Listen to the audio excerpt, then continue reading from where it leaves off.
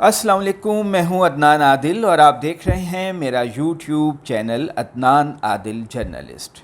आज हमारी रिपोर्ट का मौजू है मुल्क में एहतसाब के कानून में तब्दीली या नैब का तरमीमी कानून 2022। दोस्तों, मुल्क में एक तरह से करप्शन या माली बददियानती को कानूनी तहफ़्फ़ुज़ दे दिया गया है। पार्लिमान के मुश्तरका इजलास ने एहतसाब के कानून में तरमीम का बिल पास किया। 23 जून को यह मंजूर शुदा मुसव्वदा कानून यानी बिल बाकायदा नाफिजुल अमल हो गया, कानून बन गया, अमल में आ गया।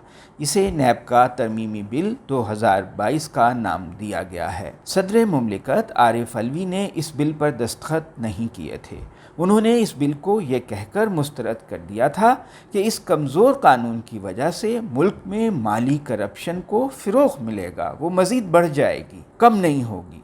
चूँकि कौमी असम्बली और सेनेट के मुश्तरका इजलास ने ये बिल मंजूर किया था, इसलिए सदर मुमलिकत की मंजूरी के बग़ैर ही ये नाफिजुल अमल हो गया।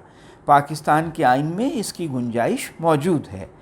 चूँकि पार्लिमान की सबसे बड़ी जमात तहरीक इंसाफ कौमी असम्बली से इस्तीफ़े दे चुकी है, इसलिए पार्लिमान में बराए नाम अपोजिशन है। नून लीग और पीपल्स पार्टी की मखलूत हुकूमत ने इस बिल को आसानी से मंजूर करवा लिया था। बहरहाल पार्लिमान से पास होने के बावजूद नैब का नया कानून एक मुतनाज़ा हैसियत का हामिल है।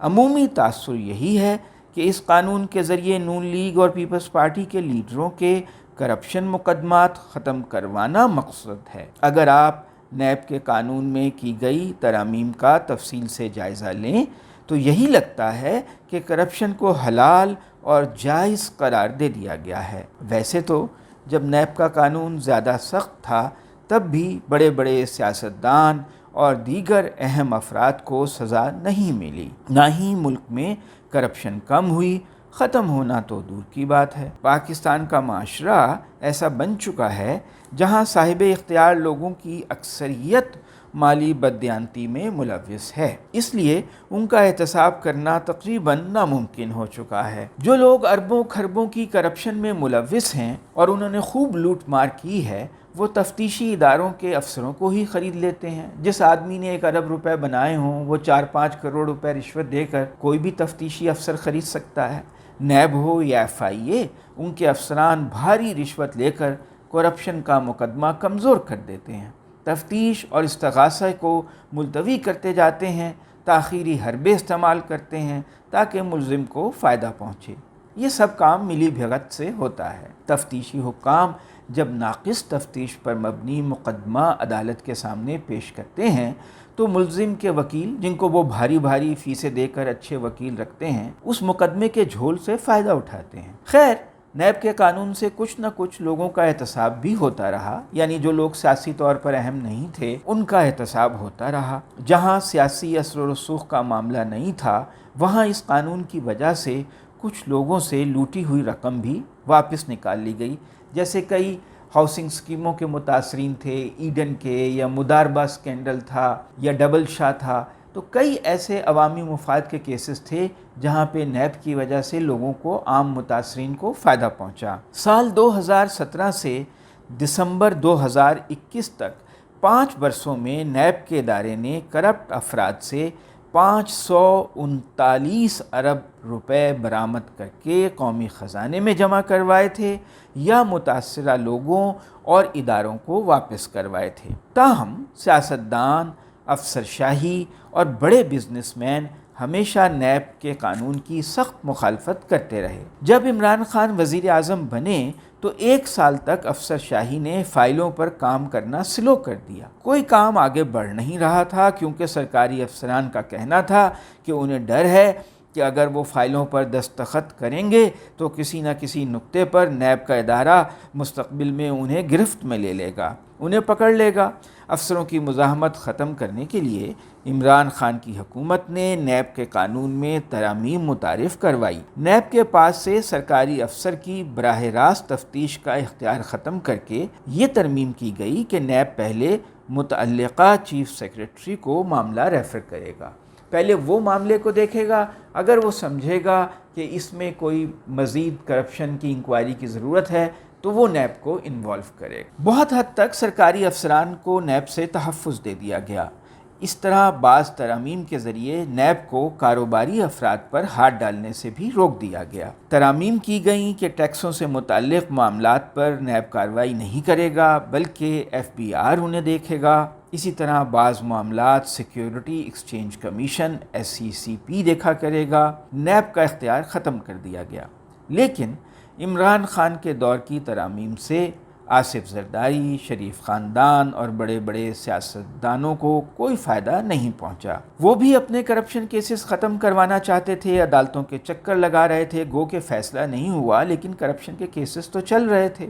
اب موجودہ حکومت نے جو نئی ترامیم کی ہیں ان سے یہ مقصد حاصل ہو گیا۔ نئی ترامیم میں سب سے اہم نقطہ تو یہ ہے کہ اب الزام لگانے والے کو الزام ثابت کرنا ہوگا، ملزم کو اپنی بے گناہی ثابت نہیں کرنا ہوگی۔ وائٹ کالر کرائم یا کرپشن کیسز میں یہ بڑی چھوٹ ہے، کیونکہ رشوت نہ تو رسید دے کر کی جاتی ہے نہ رسید لے کر کی جاتی ہے۔ عام طور سے اگر کسی شخص یا اس کے اہل خانہ کی دولت اس کی آمدن سے زیادہ بڑھ جائے تو کہا جاتا ہے کہ وہ بتائے کہ یہ دولت کہاں سے آئی، کیا جائز ذرائع سے آئی یا ناجائز ذرائع سے آئی۔ لیکن نئے قانون کے تحت اب ملزم کو یہ نہیں بتانا ہوگا بلکہ نیب کو ثابت کرنا ہوگا کہ کسی ملزم کی دولت اس کی آمدن سے اگر زیادہ ہے تو کیا اس نے یہ دولت ناجائز ذرائع سے حاصل کی۔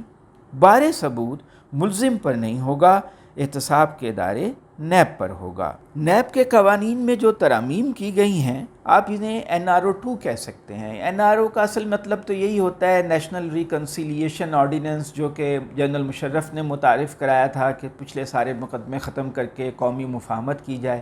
لیکن پاکستان میں NRO کا مطلب ہو گیا ہے کرپشن کیسز کی معافی۔ تو اب یہ جو ترامیم ہوئی ہیں یہ اصل میں NRO 2 ہی ہیں۔ یہ جو 10-12 بڑے بڑے اس کے نکات ہیں اس نئے قانون کے، وہ میں آپ کو بتانا چاہتا ہوں۔ ان ترامیم کے تحت ترقیاتی منصوبے یا اسکیم میں بے قاعدگی نیب کے دائرہ اختیار میں نہیں آئے گی۔ حالانکہ اربوں کے منصوبوں سے ہی اربوں کی کمائی ہوتی ہے اور ٹھیکوں میں کمیشن اور کک بیکس کھائی جاتی ہیں، تو وہ سارا سمجھیے کہ جائز ہو گیا۔ ایک اور ترمیم یہ ہے کہ اہل خانہ کے اثاثے ملزم کے اثاثے تصور نہیں ہوں گے، یعنی اگر کوئی کرپٹ آدمی بیوی، بچوں یا رشتہ داروں کے نام پر اثاثے بناتا ہے اور ان کی کوئی آمدن اس کے مطابق نہیں ہے تو اس کا ملزم پر یا اس شخص کے اوپر کوئی الزام نہیں ہوگا اور وہ بے گناہ تصور کیا جائے گا۔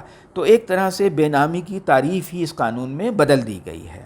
بھائی بہنوں، بیوی، سالوں، سالیوں، چپڑاسیوں کے نام پر آپ جتنی مرضی اثاثے بنا لیں، جیسے مقصود چپڑاسی کے نام پر بنائے گئے اربوں روپے کے۔ پھر ایک ترمیم یہ ہے کہ ملزم کی جائیداد کی قیمت کا تعین مارکیٹ کی بجائے DC ریٹ پر ہوگا، یعنی اربوں کی جائیداد کروڑوں روپے کی ظاہر کرو اور نکل لو۔ آپ کو پتہ ہے کہ ایک پلاٹ اگر 1 ارب روپے کا ہے تو DC ریٹ کے مطابق وہ شاید 50 کروڑ روپے کا ہوتا ہے، تو اس سے بہت فائدہ جو ہے کرپٹ لوگ اٹھا سکتے ہیں۔ ایک اور ترمیم ہے کہ دوران کیس ملزم متنازع جائیداد بیچ سکتا ہے، یعنی اگر کہا گیا ہے کہ یہ جائیداد اس نے کرپشن کے پیسوں سے بنائی ہے تو ملزم جو ہے وہ مقدمہ اور تفتیش چلنے کے دوران اسے بیچ دے۔ اب ایک تھرڈ پارٹی انوالو ہو جائے گی تو پھر وہ مقدمہ اتنا لمبا ہوگا اور اس سے ریکوری کرنا، اس کی تفتیش کرنا تقریباً ناممکن ہو جائے گا۔ اس طرح کیس ثابت نہ ہو تو ذمہ دار افسر کو 5 سال سزا ہوگی، یعنی اگر نیب الزام لگائے اور ثابت نہ کر سکے تو نیب کے متعلقہ افسر کو سزا ملے گی۔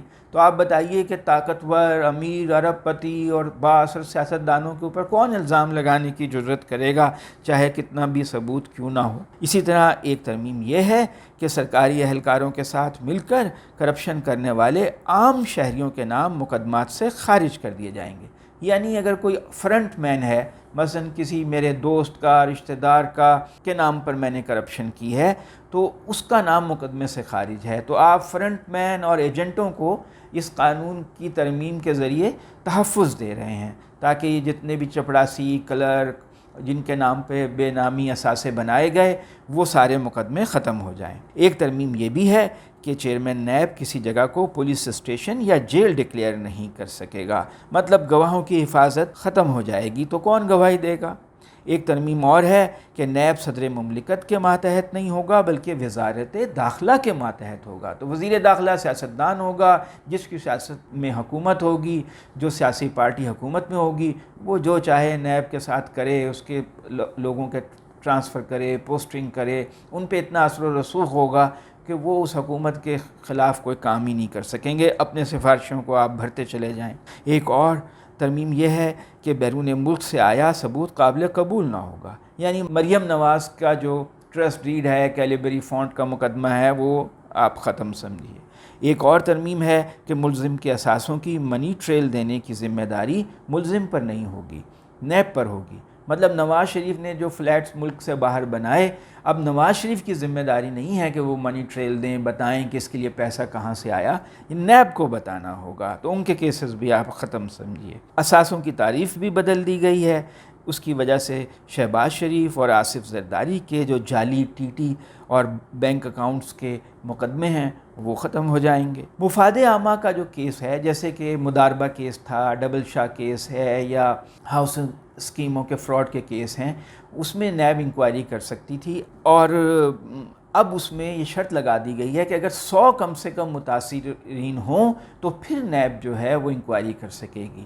تو اس طرح خواجہ سعد رفیق کے خلاف جو کیس ہے وہ ختم ہو جائے گا، کیونکہ اس میں متاثرین کی تعداد 76 ہے۔ اسی طرح ریگولیٹرز اور بیوروکریسی کے فیصلوں کو مکمل تحفظ ہوگا، یعنی اگر کوئی فیصلہ کابینہ نے کیا ہے یا افسر شاہی نے اس پہ باقاعدہ نوٹنگ کی ہے تو اس پہ آپ کچھ نہیں کر سکتے۔ اس طرح راجہ پرویز اشرف اور شاہد خاقان عباسی نے جو بھی ان کے اوپر مقدمات ہیں وہ ختم سمجھیے۔ تو یہ تھا نیب کے نئے قانون کا ایک اجمالی جائزہ کہ اس میں کیا موٹی موٹی ترامیم کی گئی ہیں۔ آپ خود ہی دیکھ سکتے ہیں کہ اس قانون کے تحت کس کس نے فائدہ اٹھایا ہے۔ اب کرپشن کیسز میں نیب کا عمل دخل جو ہے تقریباً ختم ہی سمجھیے، یعنی پاکستان میں کرپشن، حکومتی اختیار استعمال کرتے ہوئے ناجائز دولت جمع کرنا، اس سب کو قانونی تحفظ حاصل ہو گیا ہے۔